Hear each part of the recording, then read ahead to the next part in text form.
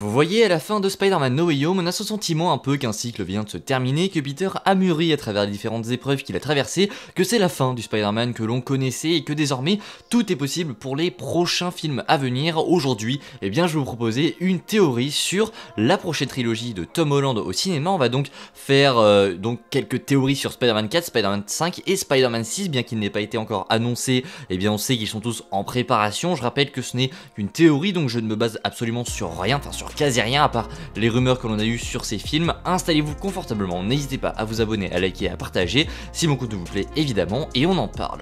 Bon, petit point récap sur les rumeurs qu'on a pour l'instant pour Spider-Man 4. Premièrement, le vautour de Keaton serait de retour, on aurait également les personnages de l'univers de Sony qui arriveraient dans le MCU, et enfin Spider-Man 4 ouvrirait la porte donc au film Secret Wars, donc le film qui conclura la saga du multiverse. Donc je me suis basé sur ça, donc voilà, à partir de tout ça j'ai essayé de créer une théorie, et ce fut un petit peu compliqué puisque, comment vous dire, que créer une théorie à partir d'un film Spider-Man 4 qui serait basé sur des méchants d'un autre univers qui arrivent dans l'univers de Tom Holland, c'est un petit peu la même chose que Spider-Man No Way Home. Donc c'est un petit peu compliqué de théoriser sur des choses comme ça quand on sait que, par exemple, Venom, Kraven ou Madame Web ou encore Morbius vont arriver dans l'univers de Peter simplement, et que ça va être quasiment la même chose que pour Spider-Man No Way Home. C'est vraiment très compliqué puisque c'est une rumeur qui ne me plaît pas trop. Dites-moi vous d'ailleurs en commentaire si vous êtes adhérent à cette rumeur. Est-ce que ça vous ferait kiffer de voir le Venom de Tom Hardy, de voir Morbius, de voir, je sais pas, Kraven se battre contre Tom Holland? Pour le coup,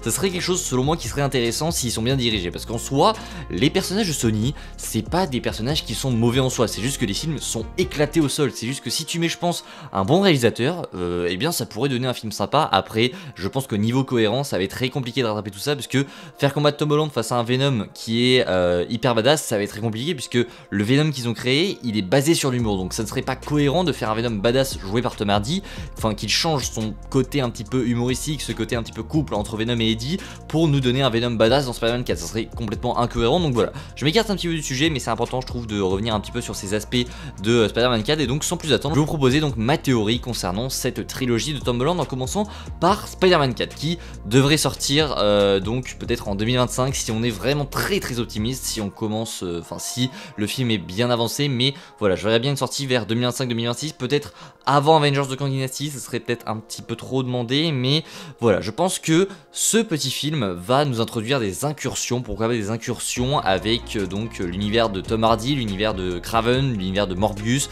ça peut être quelque chose comme ça. Mais pourquoi pas commencer le film pour changer par rapport à No Way Home avec genre leur univers qui ont subi une incursion, et donc ils ont été téléportés avec, je sais pas moi, la technologie de leur Strange. Là c'est complètement de la théorie, mais ils ont été téléportés suite à une incursion de leur univers dans l'univers de Tom Holland, ce qui fait que du coup ils sont obligés de rester là, ils peuvent pas être renvoyés chez eux puisque tout simplement leur univers est détruit. Donc ça serait très cool de voir débarquer des méchants puisque leur univers à eux est détruit dans l'univers donc de Tom Holland, ça serait très cool. Donc suite à cela arriverait Venom, Kraven, Madame Web, Morbius, le vautour de Michael Keaton qui lui serait de retour.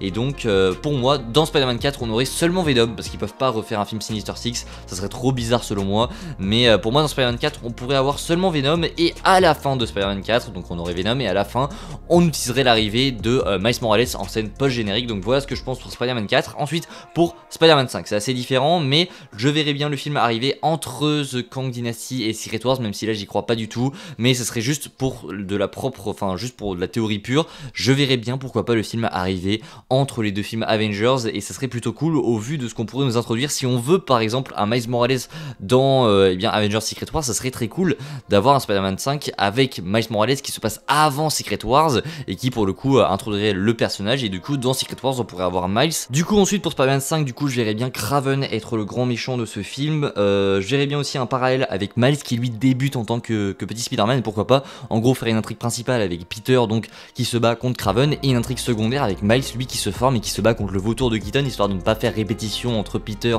et le vautour. Ça serait très cool. Donc voilà ce que je vois pour Spider-Man 5, un film qui se passe entre The Kang Dynasty et entre du coup Secret Wars, et un film qui va mettre en parallèle nos deux Spider-Man, donc le Spider-Man de Tom Holland avec Kraven, et le Spider-Man de Miles Morales avec donc le personnage du vautour. Ensuite troisième et dernier film donc Spider-Man 6, je le verrais bien sortir donc après Secret Wars évidemment. Pourquoi pas terminer la saga du multiverse comme Spider-Man Far From Home avait terminé la saga de l'infini, ça serait très cool. Mais du coup pour moi on pourrait avoir un méchant assez iconique, le super bouffon, puisque je ne vois pourquoi pas l'univers de Spider-Man en 6 films, donc l'univers de Tom Holland en 6 films, ne pas traiter du bouffon vert. On en a traité dans Spider-Man No Way Home, mais ce n'était pas le sien, et je vois pas un Spider-Man sans un bouffon vert. Andrew Garfield a eu son bouffon vert, qu'il était bien ou pas, il l'a eu.